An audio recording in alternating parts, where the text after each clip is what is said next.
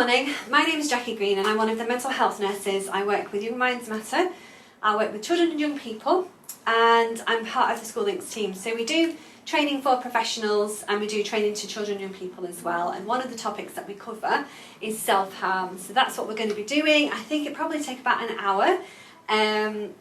So we're going to talk it through together. Feel free to pause the video. There might be points where you want to do some questions and answers together.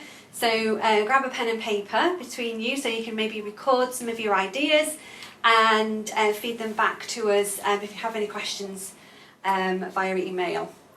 So it's going to be a case today for the next hour to try and sort of look through self-harm to increase our understanding of the term self-harm, because I think quite a lot of us have some different ideas about what that might mean. So it'd be really helpful, I think, by the end of it, if we can come up with a really solid idea and understanding of what we're talking about.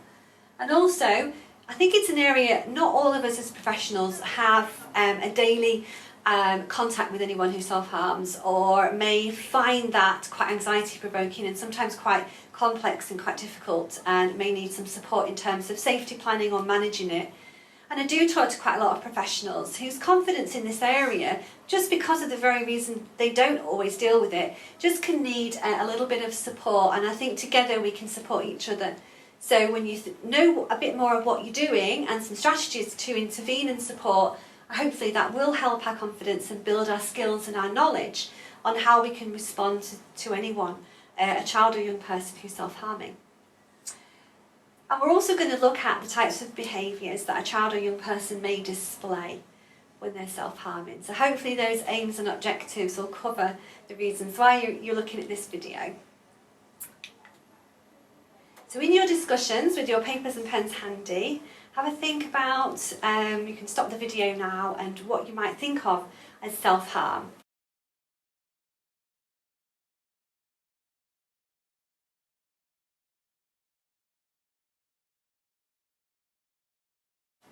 On the board just next to me, I'm going to write some ideas that you might have. So often when we're doing these sessions, somebody might say, oh, self-harm, and then they turn around and they tell me it's cutting. Okay, that's fine. They might think of another behaviour, so someone might say eating disorder. Okay, possible.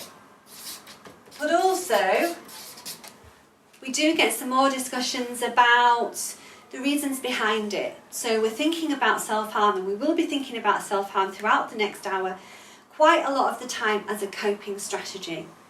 And I think that's going to be really important, just to hold on to that idea. Sorry, my writing's dreadful, do apologise. But if you don't have any other one, just if you take that away from today's session, I think that'd be really important. I'm going to just think through a little bit more about our coping strategies, you and I wonder what we would say if we were to have a conversation together, what those coping strategies would be. And often there's quite a few. I'm going to share a few of mine, not all of them, else we might be here a lot longer than an hour. But my coping strategies, I'll be honest, on a Friday night, I quite like a glass of wine. Very nice. And a telephone call maybe to a friend. So I've got some people that I would like to talk to. And I certainly like to go home on an evening and relax. I like to watch TV. I do my yoga class on a Tuesday, so I've really got into that. So that's really good. It gives me another chance to catch up with some friends. So I'm actually finding some really positive ones. I love cycle riding, so I go out on my bicycle and I go and have a really long bike ride at the weekends. And then I might go and pop and see my mum, or take my friend's dog out for a walk, whom I'm looking after. So there's loads of them. I've got lots and lots of really good coping strategies, and they all work, and they all help me feel better.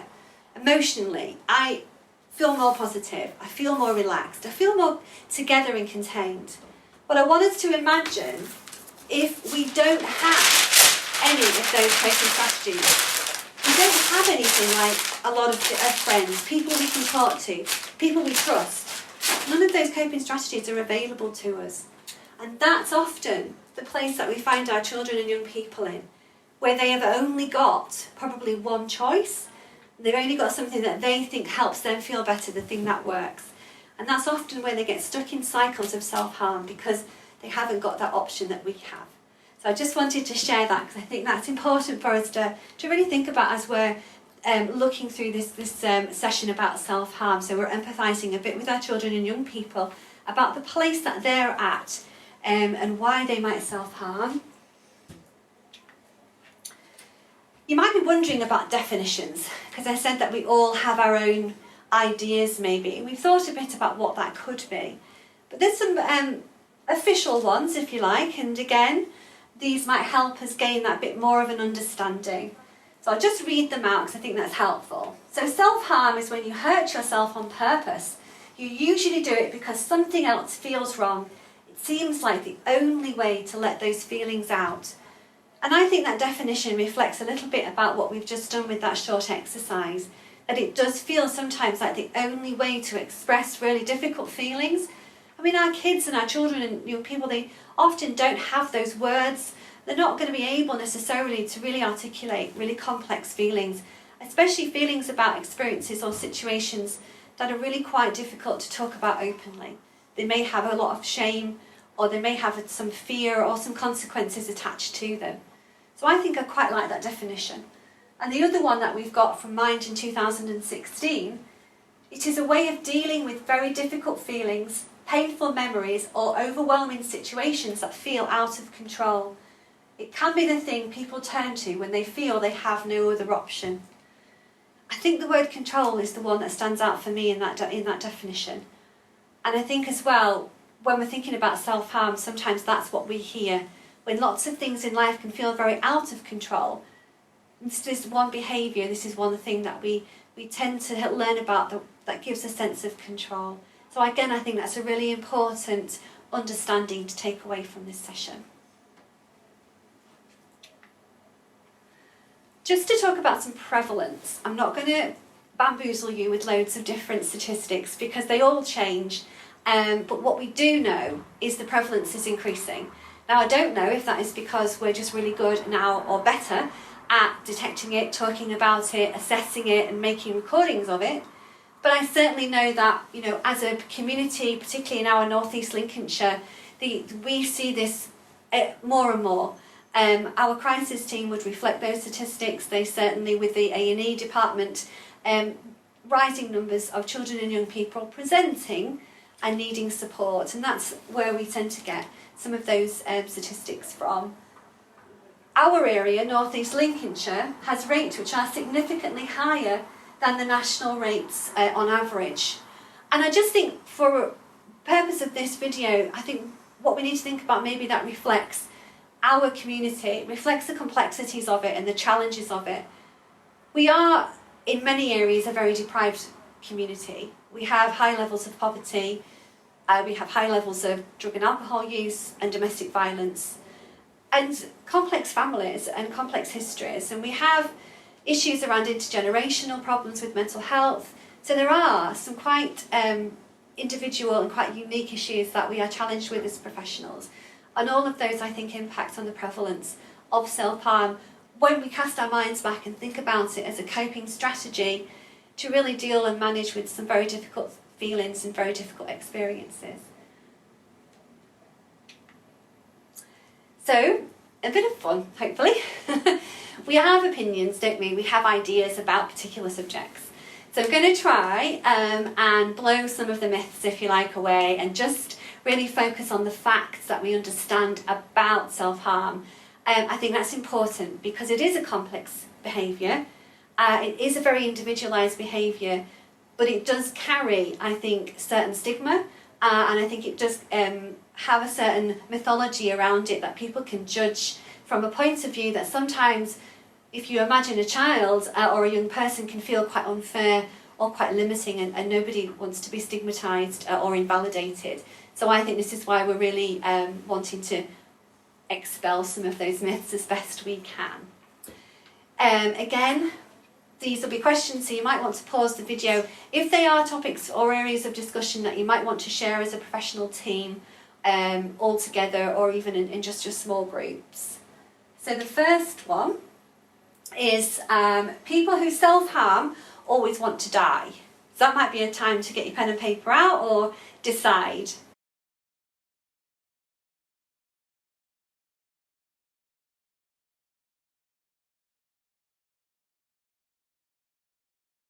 What we would say is self-harm isn't necessarily about suicide. We have a duty line and we hear lots from professionals that can ring us, and they sometimes will feel quite alarmed when they hear of a young child, a young person who's self-harming, because there seems to be a correlation in someone's mind that equates something about wanting to end their own life. If we imagine that self-harm is a coping strategy, in fact it often means the opposite, and it isn't about wanting to end life, it is just about wanting to cope and deal with some of those very difficult and distressing emotions. Most people will self-harm in order to stay alive. People may hurt themselves to get help through a bad time, and to think about it as a way of coping. So I just want to sort of use this triangle at the bottom to really kind of illustrate maybe the number or the prevalence, if you like, of that kind of intent to to commit suicide. Often people will express thoughts of self-harm. They are the vast majority if they're going to feel that level of distress, and that again can be a way of communicating, as that says, what's going on for them, a way of showing. And children will show us through their behaviour something about what they're experiencing, particularly if they're in distress or they're having a difficult and challenging time. The smaller as the triangle gets narrower, we may see some self-harming behaviours. But again, those behaviours are not about suicidal intent. They're about trying to cope with distress. They're about maybe trying to communicate a message of that distress to those around them that they think may be able to notice and help them. So we have some and then it may go into the smaller, much smaller group, suicidal thoughts and suicidal intent, which is another video which you will be able to access online. So I think the main message of that is the vast majority of children and young people who have thoughts or behaviours of self-harm are trying to cope, and they're trying to communicate, and they're not doing something as high risk as trying to kill themselves. So people who self-harm are mentally ill. Again, have a think about it, pause the video and decide for yourselves what your gut reaction is.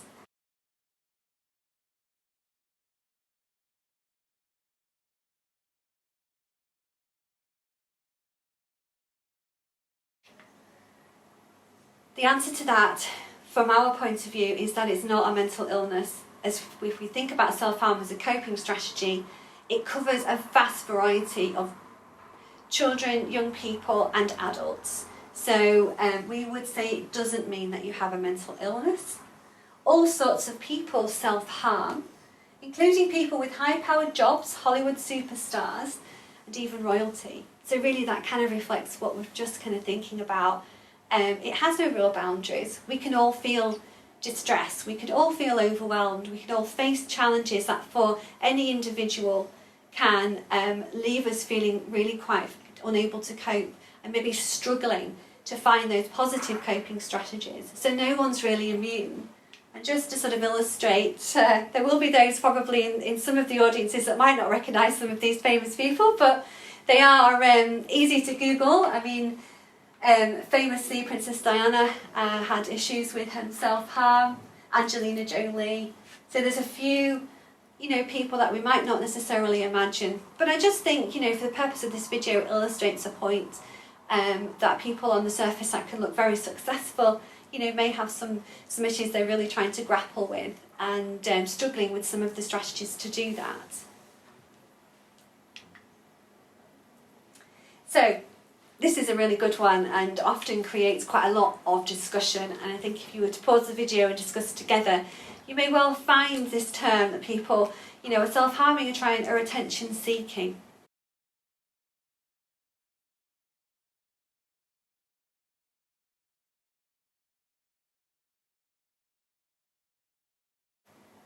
Personally, I just really like to dispel this myth really quickly.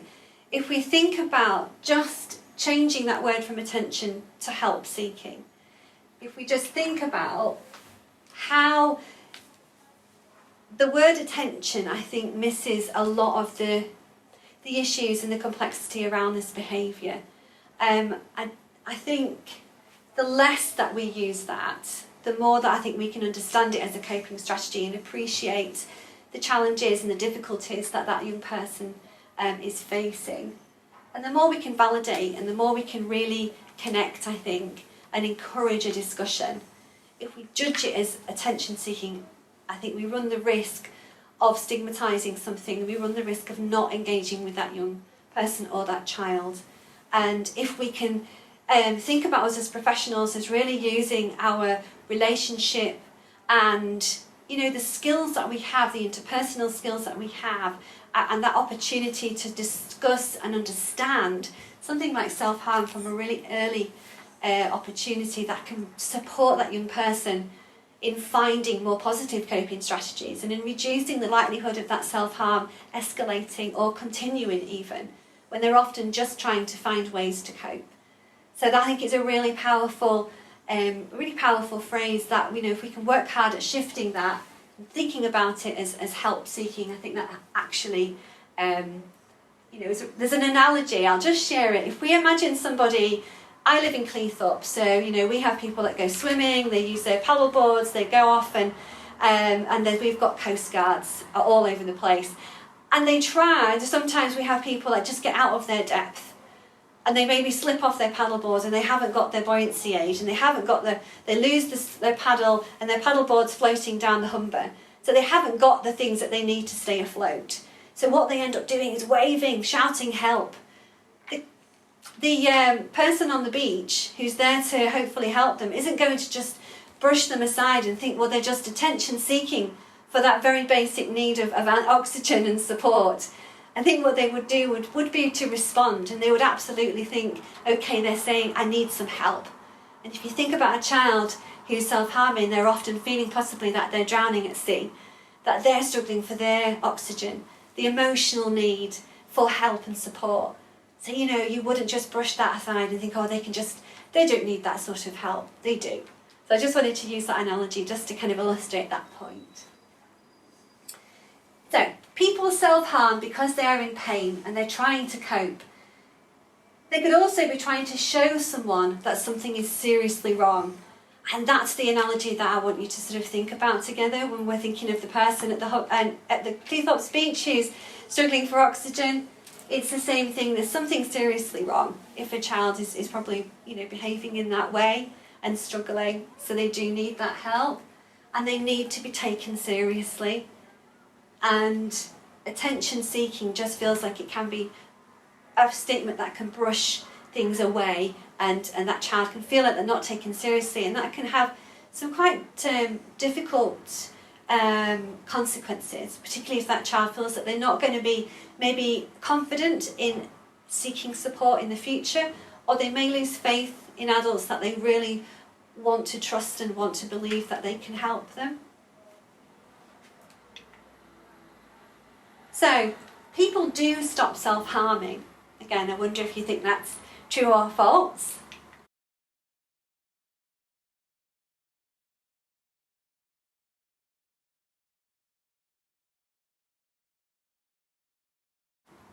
We would say yes, they do, and it's highly possible. We have lots of work that we do with our children and young people to support them in finding different and more safe and positive coping strategies. So many people stop self-harming when they are ready. They sort their problems out and find other ways of dealing with their feelings. I think that's important because yes, we're very optimistic and we're very positive about supporting behaviour change and supporting positive and safe behaviours, but we're also recognising if we remember that that child or young person has a coping strategy which they can't simply replace overnight, because there aren't other coping strategies that match what the self-harm does in terms of supporting them and helping them deal with those really complex feelings. So it will take time. But I think it's important for us as professionals to be really optimistic and to really take that opportunity for change on board. So think it may take time and they may need help, but really things can get better. And I think as professionals and as people, if we know our kids and we can send them that message right from the beginning, and really contain that and really hold them in a safe place, that can be highly motivating and really helpful for any young child or young person to make positive changes in the future. So, children who self-harm, have they been sexually abused? True or false? Again, have a little think together.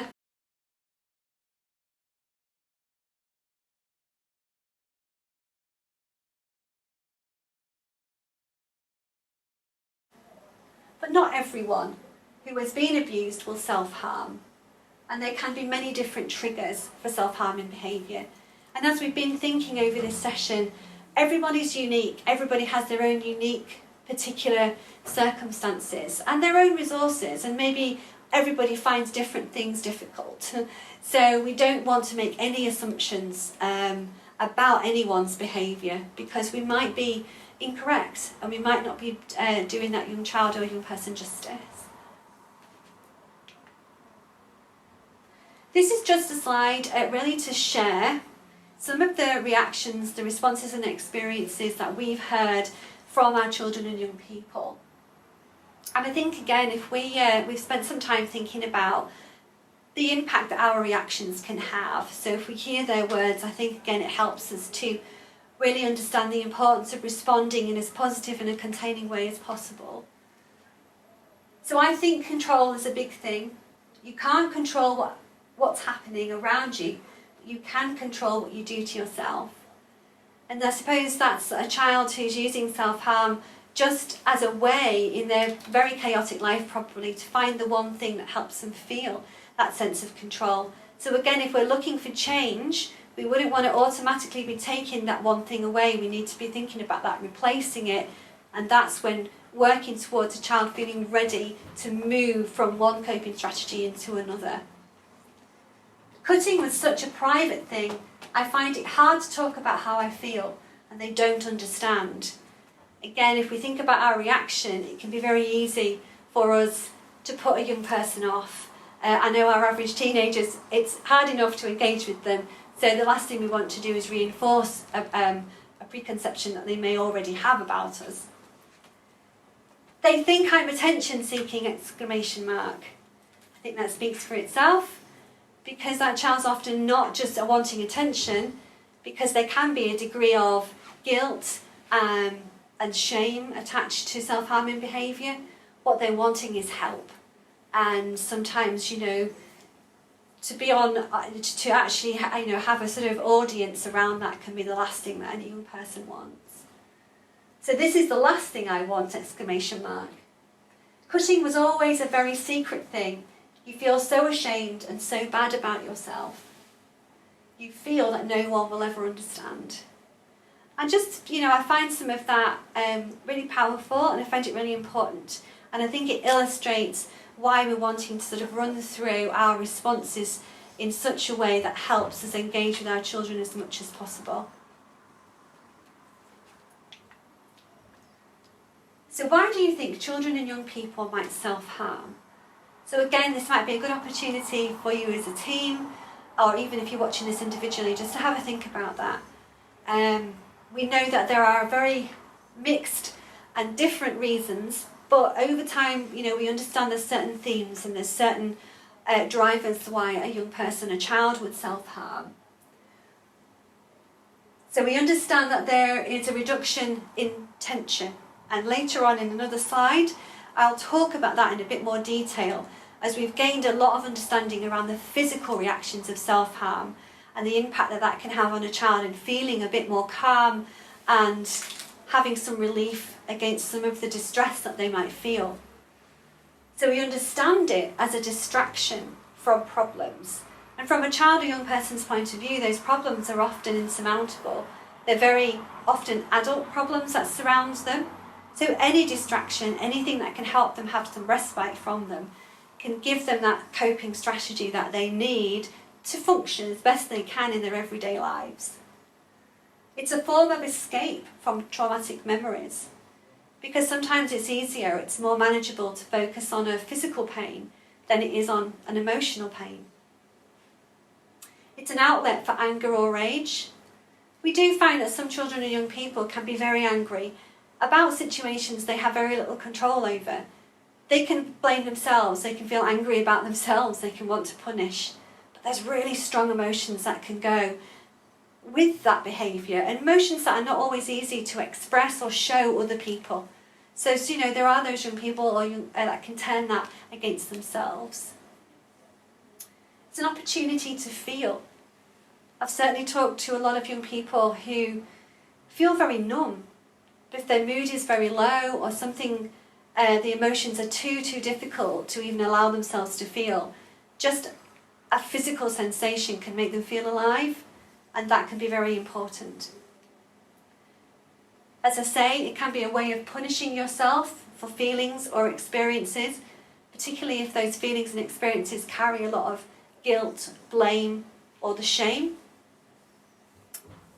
And as we've been saying, self-harm is a way of taking control, being able to choose what happens to you and your body. And that can be a very powerful thing for a child or a young person in a life that feels very chaotic and out of control.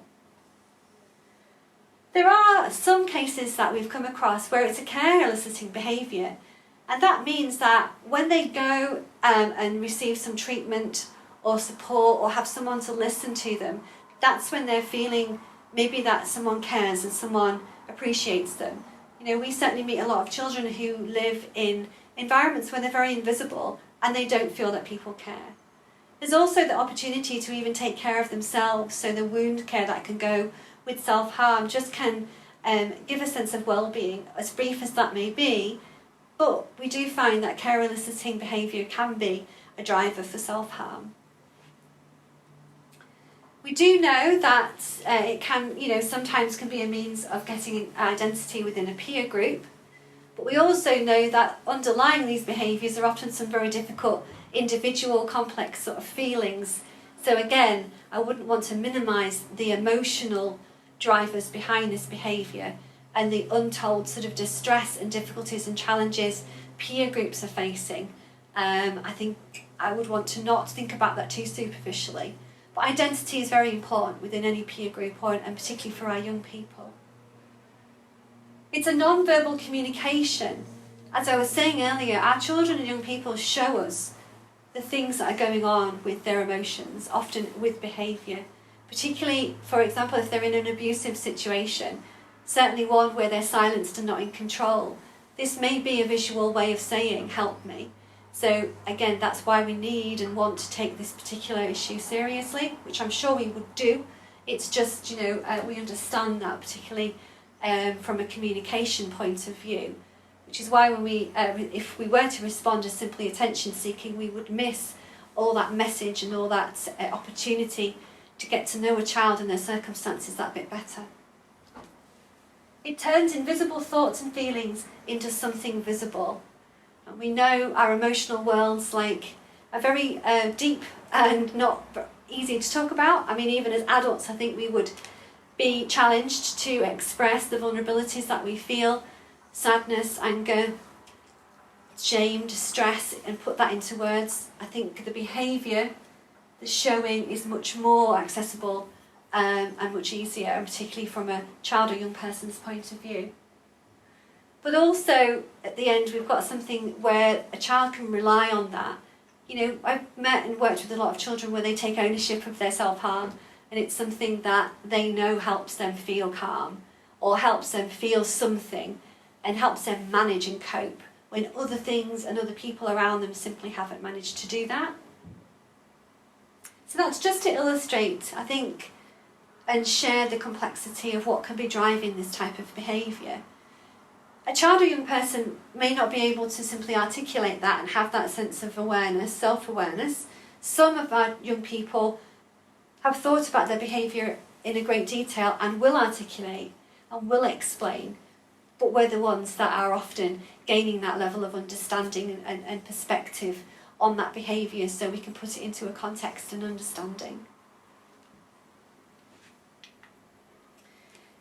I just wanted to share a bit of information about what's going on biologically when a child or young person or adult self-harms, and this is why we understand this as the maintaining cycle of self-harm, because what we know about is, yeah, there will be some negative emotion that will increase a degree of tension, and that will in turn make it more difficult to control emotions and cope with how that emotion can feel. And that can quickly escalate into feeling quite overwhelming and very unsafe and very risky, and for a lot of young people and children a very scary place to be. So what we want to think about here is trying to break that cycle. So a young child or a young person is finding it difficult to cope, tension's increasing, they're getting overwhelmed. What happens then? So they want to try and cope, they want to de-escalate, if you like, that feeling. They want to control it and manage, to just feel calmer, or maybe forget, or maybe just connect with their body a bit so they don't maybe disassociate, and that becomes a very scary place to be. So at that point we see a self-harming behaviour coming in, and that could be virtually anything, but we often, for a purpose of an example here, we've got cutting and burning. Then physically there will be a positive effect because the body releases its own pain relief. So we have chemicals, endorphins, released into the bloodstream, which decreases that tension and dispels those negative feelings, and a sense of calmness, or certainly a feeling that's more manageable and more positive can kind of start to happen for that young person. Unfortunately, what we do understand about the self-harm cycle is those changes in that emotional state or that physical state are very short-lived, because that hasn't changed the circumstances that child's in. It hasn't helped them to cope with their emotions really, it's just masked them for a short time. So we know that the negative emotions will re-emerge and the tensions will start to build. And the same cycle will continue because the tension will become intolerable, it'll become overwhelming or become too frightening. So there needs to be something that will help reduce that. And for a child, that will be self-harm. For us as professionals, at this point, before this behaviour, that's the intervention side where we would maybe start to really want to support that child in developing a different type of coping strategy, a more positive, a more safe one, and to kind of look at how to do that. But I just think understanding the kind of addiction almost, the physical reactions of self-harm can really help us appreciate why it's so, it can be so challenging to really alter that cycle, and why that cycle can take time. Because, there are actual physical reactions and reasons why that self-harming behaviour can continue. And this is just to illustrate some of those chemicals that are released into the body. Endorphins, the same ones that we might get from exercise, adrenaline, melatonin and dopamine. So there is a theory that some people can become addicted to the body's own drugs in reactions to the injuries inflicted upon it. I found that quite powerful because it wasn't something I fully understood when I first started to work with children and young people who self-harm. But it's helped me to really kind of again appreciate just how complex this behaviour can be and what's going on for this child as a whole person. So I just find that, again, something you might want to talk about and discuss a bit further. So what can stop young people seeking help? And I think we have thought about this already together, but just to sort of illustrate the points, they don't actually want help, feeling they should be able to deal with things by themselves. And I think we may have already faced our, individuals that feel that way. We have some very proud teenagers, and we have some kids that are sometimes not as easy to engage or come from a background where you just sort your own problems out. So it's not always a straightforward, a thing that a child can feel that they should be seeking help. They often put pressure on themselves to sort things out for themselves. I spend quite a bit of time convincing kids about how legitimate it is that they should receive some support, because they often will be telling me they don't deserve it, or I can manage, or don't worry about me. There's a look. So we're just thinking about those barriers, and we will face barriers, obviously. They don't view themselves as attention seekers or want others to view themselves in this way.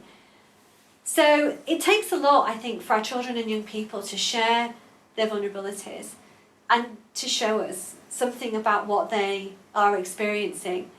And I think that can sometimes feel just too risky for some children at certain points, and they just find it more difficult because the idea of someone just viewing them in a negative way can be too much and can really be off-putting for them. So some children can think that their problem wasn't serious enough.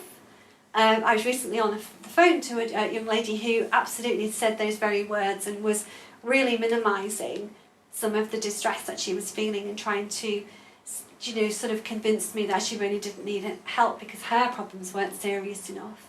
And it was kind of just looking, it's about perspective, isn't it? And when there's support that's needed, there's support that's needed, and that's just that. So there's elements of shame mixed with fear, and that can be a big barrier for obvious reasons, particularly if we think about the stigma. I certainly know of children that really don't want anyone to sort of know about the self-harm because they associate it with being mental and having some kind of negative mental health problem. So the stigma and the fear and the shame can be very, very difficult for a child to overcome when it comes to accessing support. Sometimes they may have thoughts that nobody cared enough, and we know that we have a number of children and young people whose experience of support, nurture, of help, often, through life experiences has been quite negative, and they may not have felt that no one adult around them cares for them enough. So, again, these are quite real barriers that we're often overcoming when we're building trust and we're supporting a child in gaining and sustaining that access to support and trusting that we can help. And of course the stigma of mental health, which we work hard at overcoming. I think we are all part of that universal team at supporting our children and young people in understanding that emotional issues are as important as physical issues, and really kind of reducing that stigma.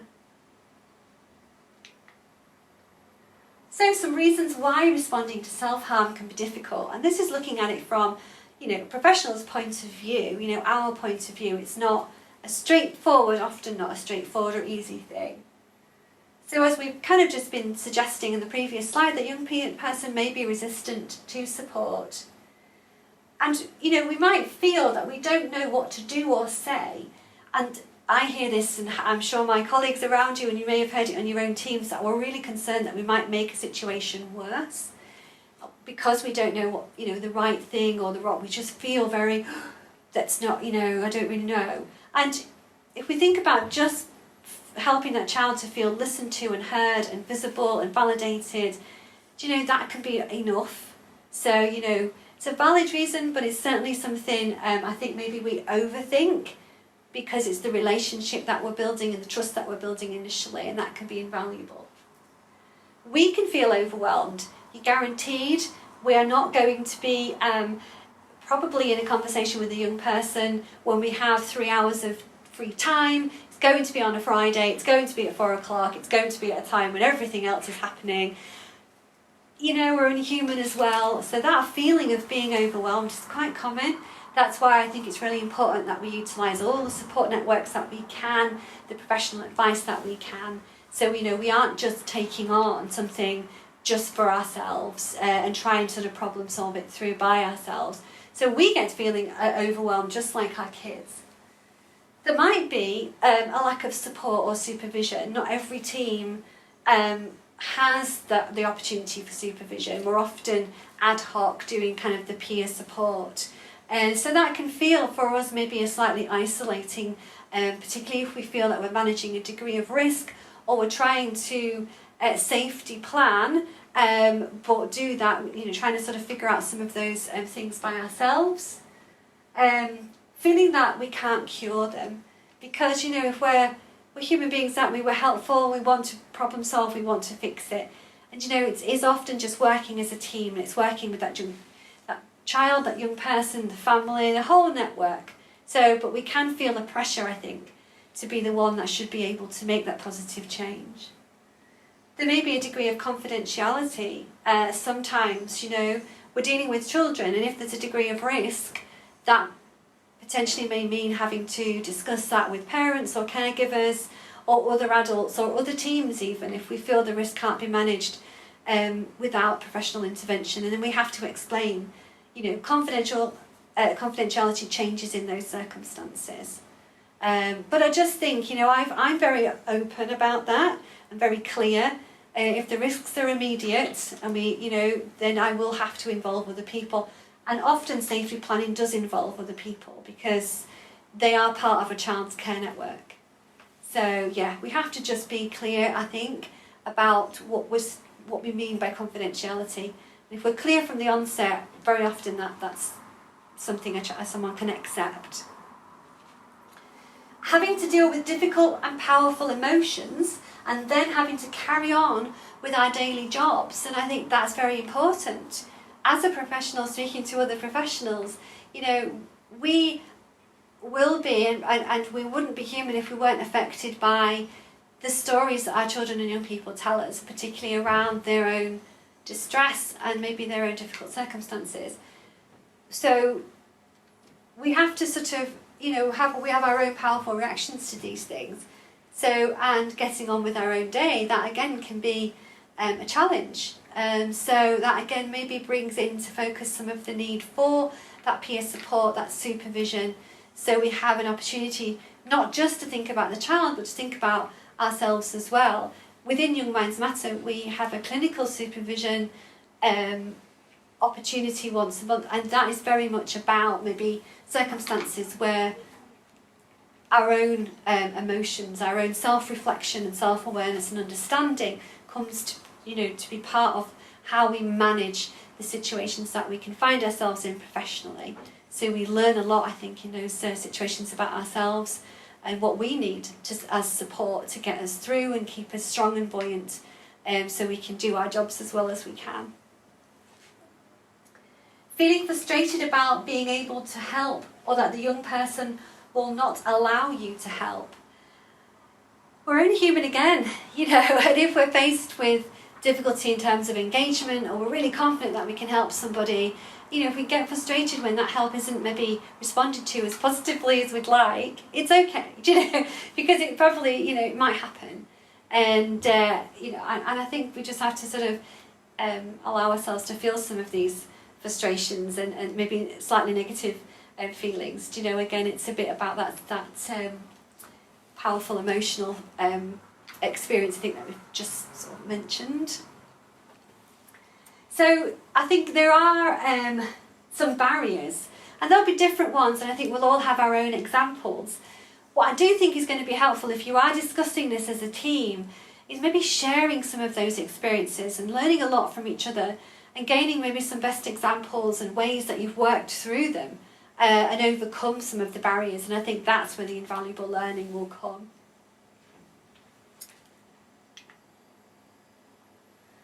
So just to think about, and I'm sure there will be lots of times, that you will be able to relate to opportunities that you've done this, but really it's just to illustrate and helpful points to look at ways that you can respond.